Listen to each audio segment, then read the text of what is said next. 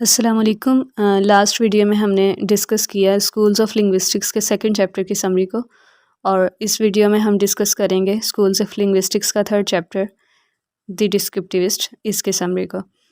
اور اس میں ہم ڈسکس کریں گے فرانس بوس اور لینارڈ بلومفیلڈ کے آئیڈیاز کو، اور یہ کہ ڈسکرپٹیوسٹ ٹریڈیشن آج کل لنگوسٹکس میں کس حد تک موجود ہے، ہم اس چیز کو بھی ڈسکس کریں گے۔ تو اب ہم چلتے ہیں چیپٹر کی سمری کی طرف۔ جیفری سمپسن لکھتے ہیں کہ 20th سینچری کے سٹارٹ میں ساسور جبکہ یورپ میں اپنے آئیڈیاز پہ کام کر رہے تھے، تو اسی دوران امریکہ میں فرانس بوس کی لیڈرشپ میں سنکرونک لنگوسٹکس ایک بہت ہی ڈفرینٹ سٹائل میں ایمرج ہو رہی تھی، اور فرانس بوس ایک اینتھروپالوجسٹ تھے، اور ان کے لیے لینگویج اس لیے بہت زیادہ امپورٹنٹ تھی کہ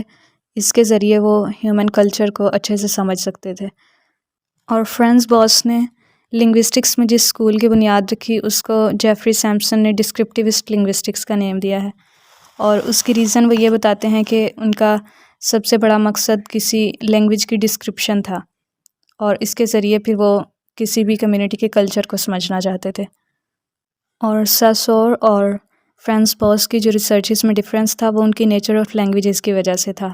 کہ ساسور نے جن لینگویجز کو اپنی ریسرچ میں ڈسکس کیا وہ یورپ کی بہت زیادہ وائڈلی اسپوکن لینگویجز تھیں اور فیمس تھیں، جبکہ بوس اور ان کے جو کولیگس نے جن لینگویجز پہ ریسرچ کی وہ بہت بالکل ان نون لینگویجز تھیں، اور انہوں نے ان کے اسٹرکچر کو ڈسکرائب کیا۔ اور فرانس بوس نے اپنے جو کچھ آئیڈیاز پیش کیے ان میں مثلاً یہ کہ 19th سینچری میں یہ سمجھا جاتا تھا کہ یورپین لینگویجز جو ہیں وہ اپنے الفابیٹس کے جو اکارڈنگ ان کے فکس ساؤنڈز ہیں، لیکن جو دوسری لینگویجز ہیں، اینشینٹ لینگویجز ہیں یا جو پریمیٹیو لینگویجز ہیں، ان میں جو ساؤنڈ سسٹم ہے وہ تھوڑا انکلیئر ہے اور ویریبل ہے، یعنی ایک ہی ساؤنڈ بعض اوقات ایک طرح سے پروناؤنس ہو رہا ہے اور بعض اوقات کسی اور طرح سے پروناؤنس ہو رہا ہے۔ تو فرانس بوس نے اپنے فرسٹ لنگوسٹک آرٹیکل میں اس چیز کو ایکسپلین کیا، تو انہوں نے کہا کہ ہیومن ماؤتھ جو ہے وہ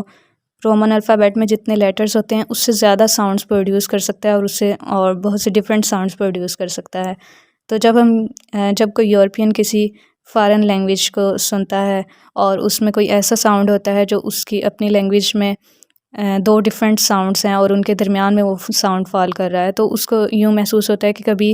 یہ ایک ساؤنڈ کو پروڈیوس کر رہے ہیں اور کبھی دوسرے کو پروڈیوس کر رہے ہیں، پروننسیشن ڈفرینٹ کر رہے ہیں، لیکن دراصل وہ ساؤنڈ ہی ڈفرینٹ ہے۔ تو اس وجہ سے اس طرح فیل ہوتا ہے کہ وہ ساؤنڈ آلٹرنیٹ کر رہے ہیں۔ اور سیکنڈلی یہ کہ فارن لینگویجز میں بھی یورپین لینگویجز کی طرح گروپس آف ایلوفونس ہوتے ہیں، کہ ایک ہی فونیم جب ڈفرینٹ پلیس میں آتا ہے تو اس کی ساؤنڈ تھوڑی سی ڈفرینٹ ہو جاتی ہے۔ تو ہر انسان اپنی لینگویج میں تو تھوڑا بہت جو ساؤنڈس کا ڈفرینس ہوتا ہے ان کو اگنور کرنا سیکھ چکا ہوتا ہے، لیکن جب وہ کوئی اور لینگویج سنتا ہے تو اس میں تھوڑے سے بھی ساؤنڈ کے ڈفرینس کو نوٹ کرتا ہے، اور اس کو یوں فیل ہوتا ہے کہ یہ ساؤنڈس کنفیوزنگ ہیں اور بالکل اللاجیکل وے میں یہ ایک دوسرے کے ساتھ الٹرنیٹ ہو رہے ہیں، جبکہ وہ دراصل ایلوفونس ہوتے ہیں جو تھوڑا بہت ان میں ڈفرینس آ رہا ہوتا ہے۔ تو اس طرح سے اینشینٹ لینگویجز کے جو ساؤنڈ سسٹمز کو کنفیوزنگ کہا جاتا تھا اس کو فرانس بوس نے ایکسپلین کیا، اور یہ بھی کہا جاتا تھا کہ اینشینٹ لینگویجز کا جو سنٹیکٹک اسپیکٹس ہیں وہ بھی کنفیوزنگ ہیں، اور یہ کہ وہ ان میں سے بہت سی لینگویجز جو ہیں وہ سنگولر سے پلورل میں ڈفرینس نہیں کرتی، تو اس کا بھی بوس نے ایکسپلین کیا۔ تو فرانس بوس کے اکارڈنگ ہر لینگویج میں کچھ ایسی لاجیکل کیٹیگریز ہوتی ہیں جو obligatory ہوتی ہیں۔ فار ایگزامپل انگلش میں ون اور مور دین ون کے درمیان جو ڈسٹنکشن ہے وہ ایک obligatory کیٹیگریز میں سے ہے، کہ کوئی بھی سنٹینس ہو تو ہمیں اس میں یہ ضرور پتہ ہوتا ہے کہ اس میں کتنے پرسنس کی بات ہو رہی ہے۔ فار ایگزامپل ہی یوز ہو جاتا ہے یا دے یوز ہو جاتا ہے، تو یہ ایک obligatory کیٹیگری ہے۔ اور اگر ہم یہ شو نہ کرنا چاہتے ہیں کہ کتنے نمبر شو نہ کرنا چاہ رہے ہیں تو پھر ہمیں کچھ اس طرح کی فریزز یوز کرنی پڑتی ہیں کہ پرسن آر پرسنس ان نون، تو یہ آکورڈ سی فریز بن جاتی ہے۔ تو انگلش میں یہ ایک obligatory کیٹیگری ہے، تو اسی طرح ہر لینگویج کی جو obligatory کیٹیگریز ہیں وہ ڈفرینٹ ہوتی ہیں۔ تو جب ایک لینگویج کا جو اسپیکر ہے اس کی لینگویج میں ایک چیز obligatory ہے لیکن دوسری لینگویج میں وہ obligatory نہیں ہے، تو جب وہ اس کو سنتا ہے تو اس کو پھر وہ تھوڑی لینگویج وہ ویگ فیل ہوتی ہے یا انکلیئر اور اللاجیکل فیل ہوتی ہے۔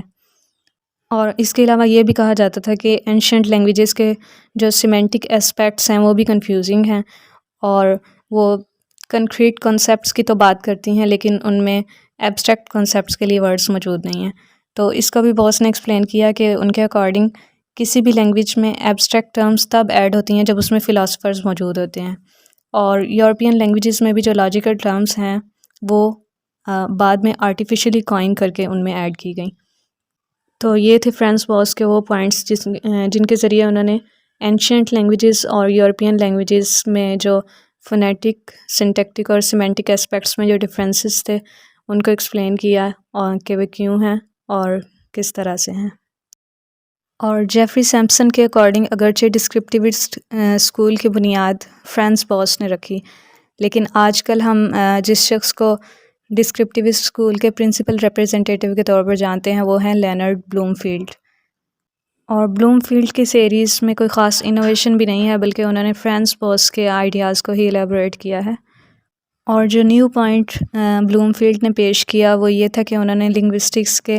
سائنٹیفک سٹیٹس کو ایمفسائز کیا، اور بلوم فیلڈ کے اکارڈنگ لنگوسٹکس سائیکالوجی کی برانچ تھی، اور اسپیشلی سائیکالوجی کی پوزیٹیوسٹک برانڈ جس کو ہم بیہیویئرزم کے نام سے جانتے ہیں اس کی ایک برانچ ہے۔ اور اسی وجہ سے بلوم فیلڈ کی جو لینگویج کے بارے میں تھیوری تھی وہ بہت زیادہ بیہیویئرسٹک تھی، اور بیہیویئرزم کو جیسا کہ ہم جانتے ہیں کہ اس میں اسٹیمولس اور رسپانس کے اوپر تھیوری بیس کرتی ہے کہ ان پٹ اور آؤٹ پٹ کا ریلیشن شپ دیکھا جاتا ہے اور چیزوں کو ڈائریکٹلی آبزرو کیا جاتا ہے۔ تو اب لنگوسٹکس کی جو برانچز ہیں فونالوجی، مارفولوجی اور سنٹیکس، ان سب کا تعلق آبزرویبل اسپیچ ڈیٹا کے ساتھ ہے۔ ان میں تو بیہیویئرزم اپلائی ہو سکتی تھی کہ اسپیچ میں ہمارے پاس آبزرویبل آؤٹ پٹ اور ان پٹ موجود ہوتا ہے، کہ اسپیکر کی طرف سے آؤٹ پٹ مل رہا ہوتا ہے اور جو سن رہا ہوتا ہے اس کو ان پٹ مل رہا ہوتا ہے۔ تو ان سب برانچز پہ بیہیویئرزم کا انفلوئنس اچھا ثابت ہوا اور لنگوسٹک انالیسس جنرلی سائنٹیفک بن گیا۔ لیکن جہاں پر پرابلم پیش آیا وہ تھی لنگوسٹکس کی برانچ سیمینٹکس، کیونکہ سیمینٹکس میں ہمارا فوکس میننگز پہ ہوتا ہے، اور یہ کہ جو کسی بات کو سنتے ہیں ان کے مائنڈ پہ کیا ایفیکٹس ہوتے ہیں بات سننے کے بعد،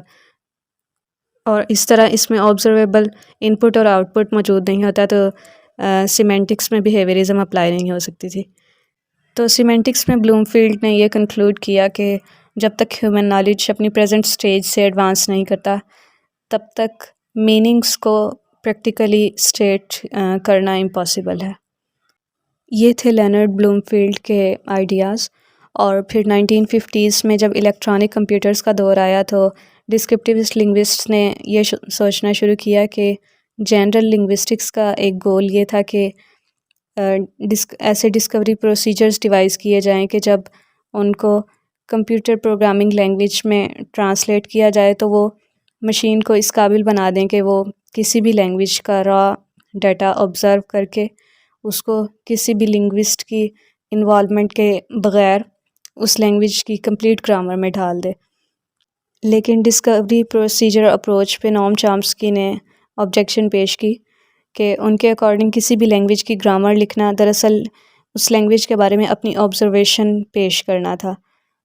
اور کبھی کسی اسٹیبلشڈ سائنٹیفک ڈسپلن کا یہ ایم نہیں رہا کہ وہ اپنے سبجیکٹ میٹر کے بارے میں صحیح تھیوری تک پہنچنے کے لیے رولز پرووائڈ کرے۔ پھر 1960s میں ڈسکرپٹیوسٹ ٹریڈیشن امریکہ میں تقریباً ختم ہو گئی، لیکن ہم یہ نہیں کہہ سکتے کہ ڈسکرپٹیوزم ڈیڈ ہو چکی ہے، لیکن یہ ہے کہ یہ سینٹر آف سٹیج پہ بھی نہیں ہے۔ اور ڈسکرپٹیوسٹ ٹریڈیشن کا اب جو سب سے اہم کام نظر آتا ہے وہ ہے سمن انسٹیٹیوٹ آف لنگوسٹکس کا ورک، جو کہ کینس پائک کی لیڈرشپ میں تھا، اور ان کے لنگوسٹک انالیسس کے لیے ایک اسپیشل ٹیکنیک تھی جس کو ٹیگ میمکس کہا جاتا ہے۔ انہوں نے ڈسکرپٹیوسٹ اپروچ کو اس طرح مینٹین کیا ہے کہ یہ انفیملیئر لینگویجز کو انالائز کرتے ہیں، اور ان کا پرپس یہ ہے کہ دنیا میں جو بھی ان بلیورز یا ایتھیسٹس ہیں ان سب کو ان کی اپنی مدر ٹنگ میں ہولی اسکرپچرز پرووائڈ کیا جائیں اور ان کو کرسچینٹی کی طرف کنورٹ کیا جائے۔ اور اسی وجہ سے دی سمر انسٹیٹیوٹ آف لنگوسٹکس مشنریز کو بائبل ٹرانسلیٹ کرنے کے لیے لنگوسٹک ٹریننگ پرووائڈ کرتا ہے، اور یہ لوگ بہت سی ایلین لینگویجز پہ کام کرتے ہیں، اور ان میں ایسی لینگویجز بھی ہوتی ہیں کہ جن میں رائٹنگ سسٹم ہی موجود نہیں ہوتا، تو کسی ٹرانسلیشن کے ہونے سے پہلے بہت سارے لنگوسٹک انالیسس کی ضرورت ہوتی ہے، اور دنیا میں جو لینگویجز ڈسکرائب کرنے کا جتنا بھی کام ہو رہا ہے اس میں سب سے زیادہ کام اسی انسٹیٹیوٹ کے انڈر ہو رہا ہے۔